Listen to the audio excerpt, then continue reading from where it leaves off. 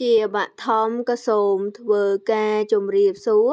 ក៏ដូចជាសួស្តីទៅកាន់ពុកម៉ែបងប្អូនទាំងអស់គ្នាដែលបានចូលមកទស្សនានៅតម្រុយឆ្នោតអាវុងហើយនៅថ្ងៃនេះផងដែរក៏បានយកលេខធំដើម្បីយកមកធ្វើការចែកលេខជូនទៅកាន់ពុកម៉ែបងប្អូនសាជាថ្មីទៀតហើយសម្រាប់តម្រុយឆ្នោតនៅថ្ងៃទី3ខែ8ឆ្នាំ2026ហើយក៏ដូចជាសពមួយដងគឺយកសិតសឹងតែជាលេខច្បាឆបាអាវងសុំលេខធំ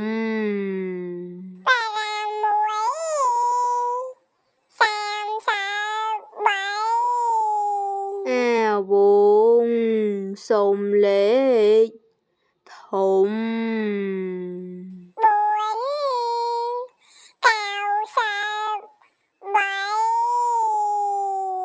អាវងសុំលេខធំ